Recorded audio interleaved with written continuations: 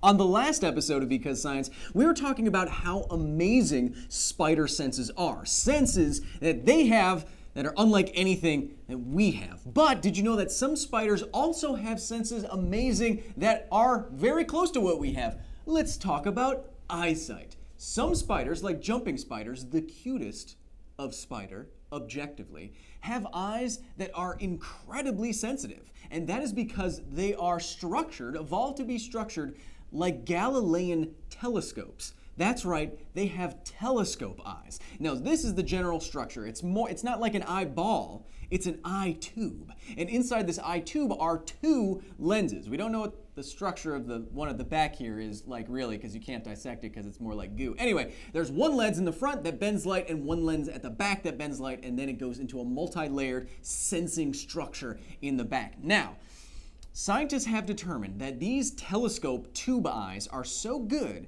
that a little jumping spider, just 5 millimeters in length, just a tiny boy, can look up at the night sky and see the moon with the same resolution that we do. It unites us and SpiderMan. The moon, astronomy, the stars. Wonderful. Also, if you don't think that's cute, don't burn it with fire, because people take that dumb meme and they try it, and a few of them have burned their entire houses down. Hello and welcome to another edition of Because Science Live, the show where I take your comments, questions, corrections, and weird comments about my hair and face live and try to answer them off the top of my head. See, it's live. I'm just trying to prove it to you.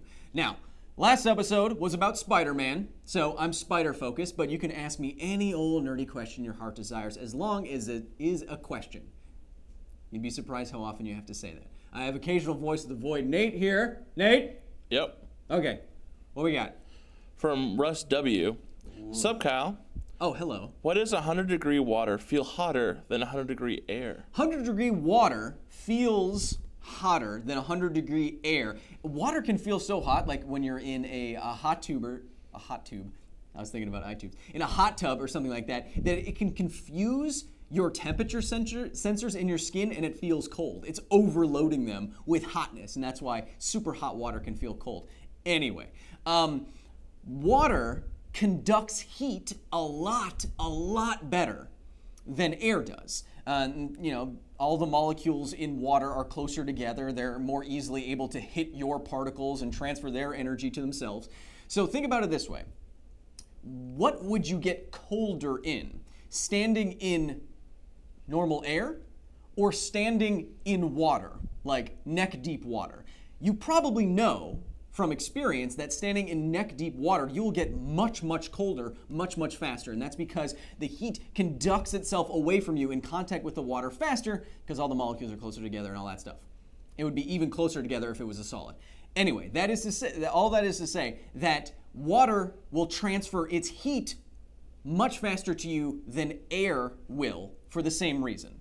So you'll also lose heat and gain heat from water faster than air because it conducts heat better. That is also why, for something I'm looking up for an episode I won't tell you about yet, steam is so dangerous because it has a lot of water vapor in it and a lot of water droplets. It can really effectively transmit a lot of heat to you, and that's why that's why steam can scald you and burn your skin super easy, even at 212 degrees Fahrenheit, the boiling point of water. But putting your hand in a 500-degree oven, just in the air of it, without touching any of the sides, it won't burn you.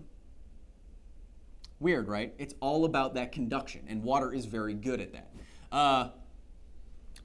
I think I answered that almost perfectly. What's next? From Thirsty. Ooh, are you now? Hey, Kyle, love the show. Ooh, okay.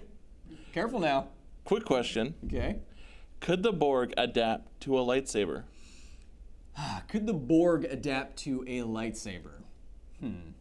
Well, what fascinates me about what fascinates me about the Borg is their distributed intelligence. So their intelligence isn't just localized to an individual, it is distributed amongst individuals and give it, wow, that is It's a hypercube. That's why it's shaped like that. It's distributed among platforms. It's kind of like the Geth in Mass Effect, where you have a collective intelligence that is kind of filtered into individual platforms, but they all share the same thought process. So could that kind of collective consciousness deal with a lightsaber very quickly, like we've seen on Star Trek shows where you fire a phaser at a Borg, as you do, and then the Borg instantly, through their thought process, are able to adapt their shields so that the phasers do nothing anymore. Could it do that for a lightsaber? No idea. Two different universes would be very hard to say canonically, but given how quickly they do think and respond to threats, I bet they could come up with something if they already have shields that is, a pretty good workaround, or at least identify the threat of a Jedi. Yeah, hard question. It would depend on the universes of both, but who knows? If they can, if with a collective consciousness they can think at a much faster rate, approaching computer speeds or speed of light thinking kind of stuff. If their computational power is so far beyond ours, then they would do better than you or I would. Probably. What's next? From Merriam Edwards. Oh, hello. So do similar senses apply to all arachnids, or are they exclusive to spiders? For instance, what of scorpions? Scorpions, arachnids in general. Well, arachnids have, because arachnids include spiders, they have many of the senses that spiders have. I mean, that goes without saying. Some senses that we were talking about in the previous Spider-Man episode are relegated to just a few kinds of spider or some scorpions or something like that. For example, like these eye tubes, these are specific structures to a few different species of spider. Not every spider has eye tubes just like this that function in the same way. So talking about the diversity of sensation, yes, it's not all the same across all of arachnoid? Nope, never mind. I'm not even going to attempt it. But yes, they're right.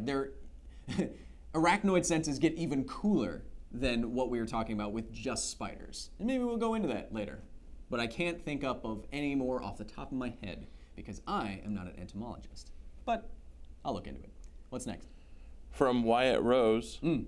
How do you make a material, say iron, denser? Do you squeeze it really tight or something? How do you make a material, I'm going to say a solid, denser? How can you get the molecules of, the atoms closer together if it's essentially incompressible?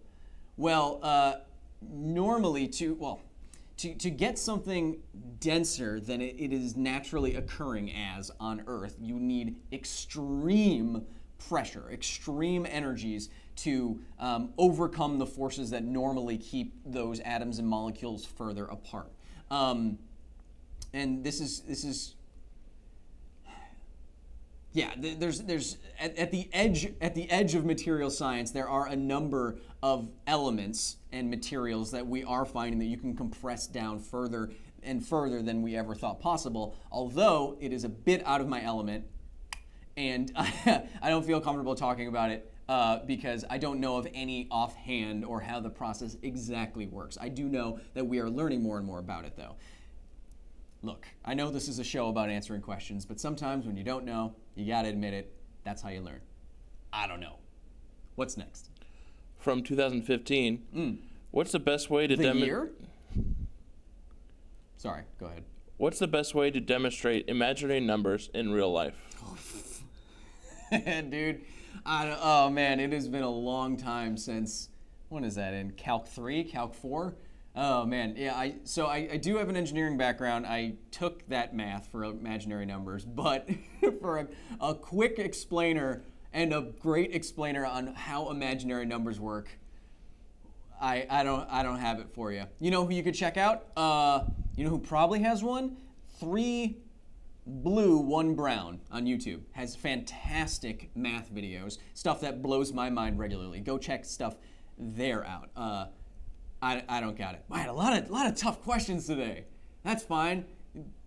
It all sounds interesting. We can all look it up together. Maybe. What's next?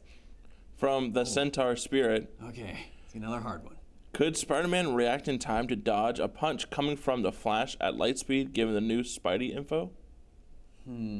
So I think you know the answer to this question. But if the Flash is punching at light speed, oh man. So given the new, that's a fist, obviously.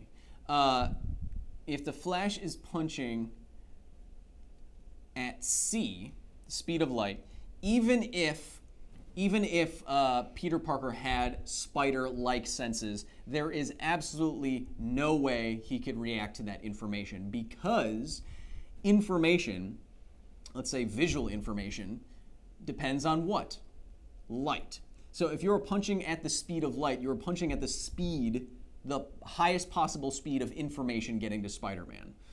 And if it was more based on trichobothria, like the hairs on a spider leg, then you're talking about the speed of sound in air as pressure waves move along, which is much, much less than the speed of light. The speed of sound in air, in normal air, standard temperature and pressure, is only a couple hundred meters per second. Speed of light is the fastest thing. So because you're punching at the speed of light, and because visual information is transmitted at the speed of light as well, depending on the medium that it's going through, it could be a little bit slower, there's no way you can dodge a light speed punch, because you wouldn't see it there until it was there. That's what makes, and we talked about this a while back, but that's what makes relativistic kinetic kill vehicles and space sci-fi weapon lingo so dangerous, is because if you fire a weapon like a slug or something, not an actual slug,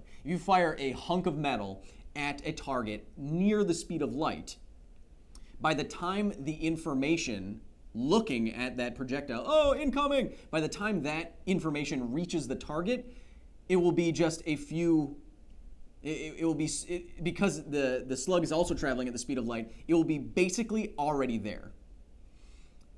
Yes, so light speed punch, no way to dodge it. Unless you anticipate him punching, you move, and then he punches. But he's faster than you. He's the fastest thing. What's next? From Anthony Davidson. Oh, hello. Kyle, how does a one-way mirror work, and why can we see through transparent materials? Damn it. I do not know offhand how a one-way mirror works. I would guess that the surface of the mirror is reflective enough that its albedo is high enough that's reflecting a lot of most of the light that's coming onto it, you know, like any shiny thing. But for you to be able to see through it from the other side, it doesn't have their same reflective properties. It's transparent enough to light. So one side you have very let's do it. One side of the mirror, and I could be totally wrong, by the way. This is the danger of doing this live. One side has a very high reflectivity, and so if you are standing here and looking this way, all the light that you would normally use to see things that's bouncing off objects in the room is bouncing off the mirror and returning to your eye, so you just see a mirror-like thing. Whereas if you are, if you are on the other side, looking, you still have light going, you still have some light making it through the mirror, but not all of it, because it's dimmer. So it's maybe selectively, maybe it's like gating it, where some polarization of light will get through, or some frequency of light will get through, but just a little bit of it. Most of it's reflected. Maybe that's how it works. I don't know. Why are things transparent to light? It depends on, kind of depends on the size of the thing, right? And how the atoms and molecules are arranged inside of whatever that thing is. Glass, transparent glass, just happens to have properties that visible light, the wavelengths of it,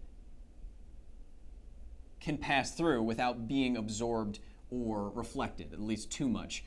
Something like a lead sheet is much, much thicker, and so it's much of the same thickness, it's much denser. The atoms of lead are much more closely spaced, and so light will have a harder time making it through all of that obstacle. And so that's one part of what makes something transparent, but it also has to do with the atomic structure and the wavelength of the light and the size of the object in macro scale and all that kind of stuff. So I know I'm rambling, but I think that's getting at it. Oh man, I'm gonna be so mad if all the comments are just like, wow, that is not even close. That's why sometimes it's better to say, I don't know. But if I'm right, I'm going to look awesome. What's next? Give me an easy one. From Dave Coulier. The Dave Coulier? Wow. This is, with all my drawings here, it's becoming a fuller void. Whatever. Just, what do you want, Dave? What is a science fact about you that most people don't know? What is a science fact about me that most people don't know? Well, I like to keep personal information personal, but one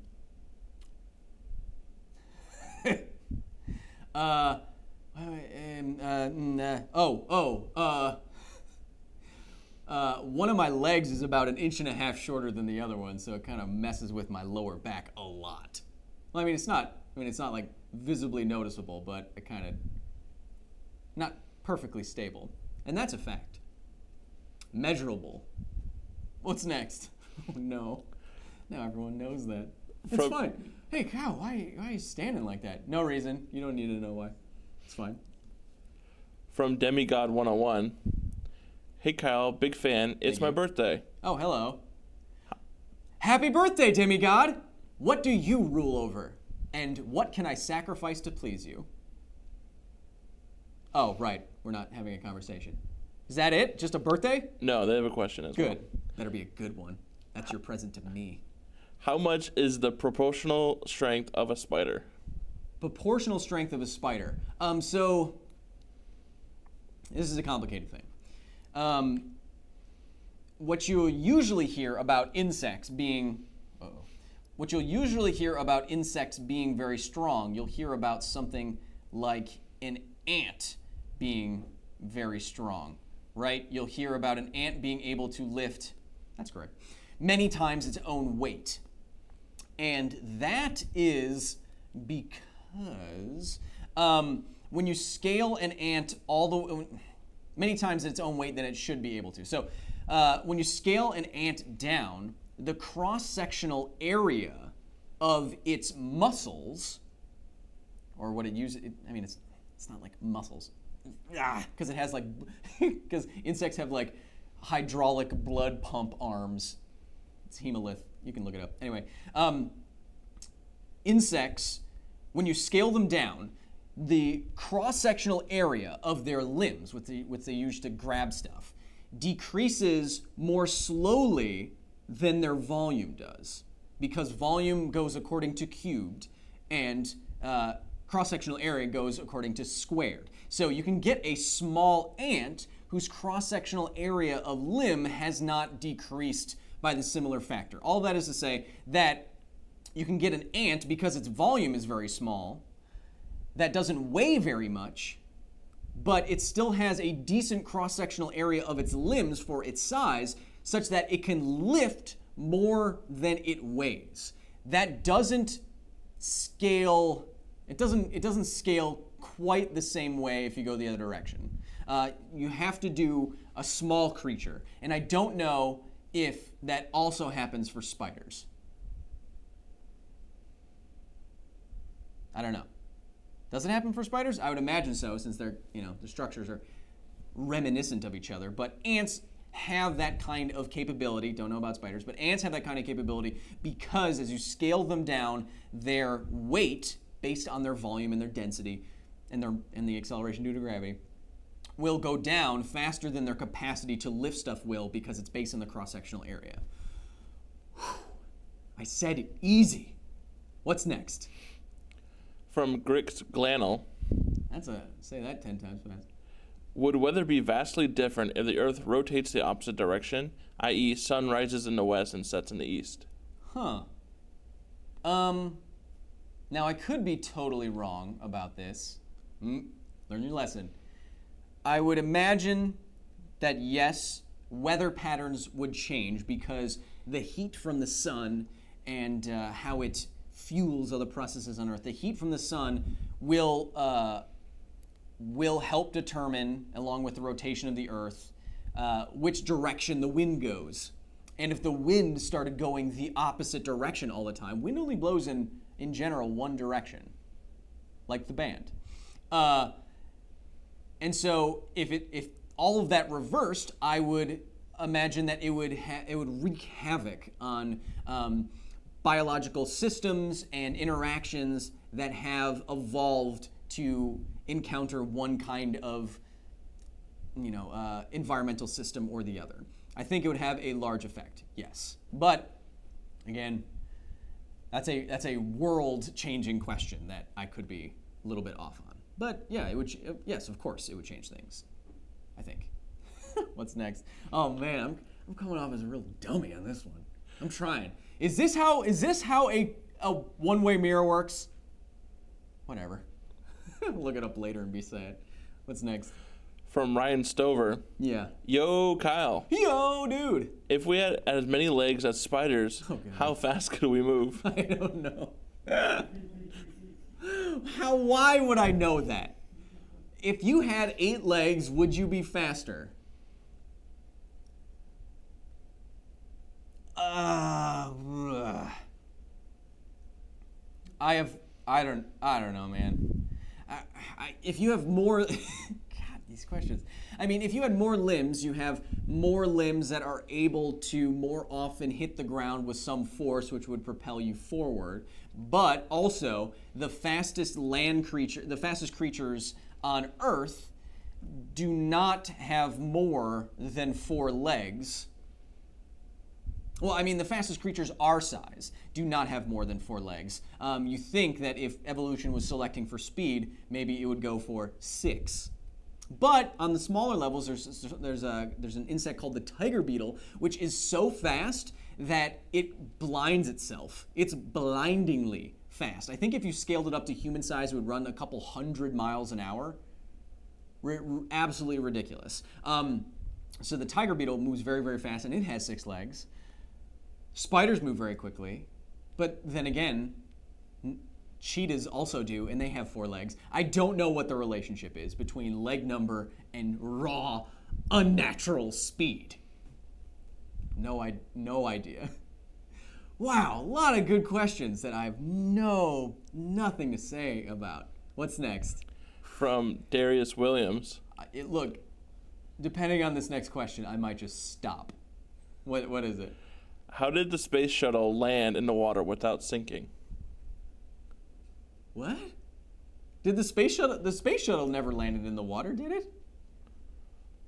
Or I thought that was just the return capsules.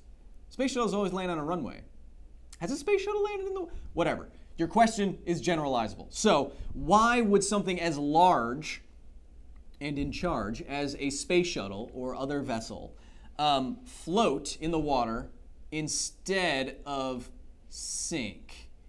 Well, something like a super tanker, which can be, I think, tens of millions of pounds. I don't know if it's a billion.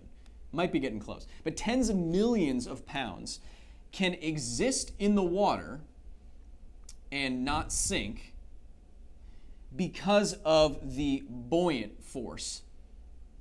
And the buoyant force is equivalent to the weight of water that an object in water is displacing. So you can see here that this imaginary ship would be displacing this much water. Now, if that amount of water is heavier than the ship above it, then the buoyant force will cause that ship to float. So how does a giant supertanker do that? Well, supertankers are not solid metal. If a supertanker was solid metal, given its volume, the metal would be more dense than water, and so it would sink. That's why you have that rule where something lighter than water will float density-wise, and something less dense than water will float, and something more dense than water will sink. Metal is more dense than water, but ships don't sink, and that is because a supertanker or any other boat, any vessel, is mostly empty space. So you have a supertanker here, but most of it is empty.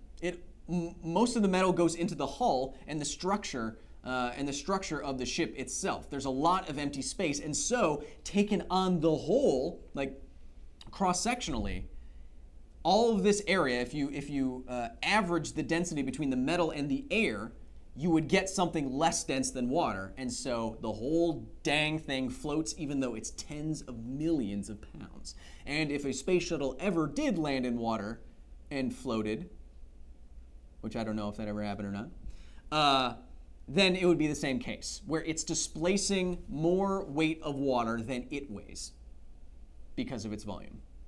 And that's how things float. What's next? Oh, lucky. That was a good one. Kept me going, but we only have time for a couple more questions. Don't make me look like an idiot. What's next? From Noah Guy. Oh, I know a guy. If you could fuse with a symbiote like Venom, Carnage, or Toxin, but have full control, would you? If I could fuse with a symbiote, jeez, but have full control over it, would I? Are you asking me if I'd become a supervillain with goo powers? No, probably not. It would just wreck your life. What would you be able to do?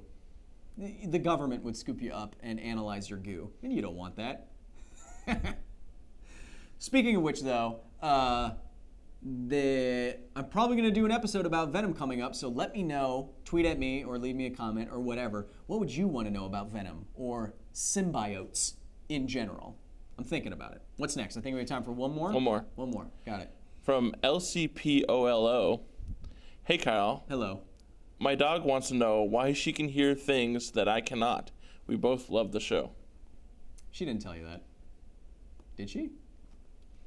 Anyway, dogs have hearing that goes into a range that we cannot detect. That's why dog whistles, not the terrible kind, but normal dog whistles are silent to us, but dogs can hear them. That has to do with the frequency that their ears are sensitive to. And different animals are sensitive at different frequencies. The animal with the highest range in hearing frequency is a little moth that hears only sounds above what humans can hear, and that's it, and way beyond. So it has to do with how animals evolved, what was biologically important to them, what they need to hear in terms of mates or predators, and so they have evolution has created different ears for different frequencies, and that's important to them. What I didn't say in the SpiderMan episode, a lot of you commented, well, wouldn't he be overwhelmed by all the sensation? Well, spiders' senses are frequency gated, kind of like a human ear, or they only hear in certain frequencies.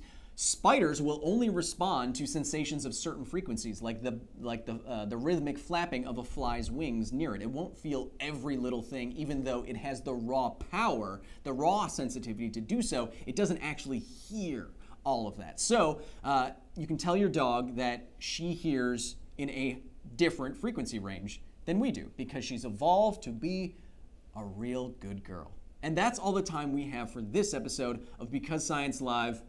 I'm going to go and check that everything that I said isn't totally wrong so that we don't have to delete this video. It's the danger of doing it live, but it's fun. Thank you so much for joining me. Thank you so much for watching everything that we did this week on this channel. Next week, we have another vlog, another live stream, and another episode, but you'll have to watch the vlog to figure out what that is. Follow us on YouTube. or on Facebook or on social media at Because Science. And you can get this show, not this show, but the main show, 2 days earlier than anyone else if you subscribe to Alpha at projectalpha.com. And if you subscribe to Alpha, you can also get 10% off. You can get additional percent off depending on the day and the time. Because Science merch. And we have new merch now, like Smart Boys and Smart Bays t-shirts. So if you want those, go check them out. And have a great rest of your weekend. I know I will try to. And be nice to each other because this is all we got.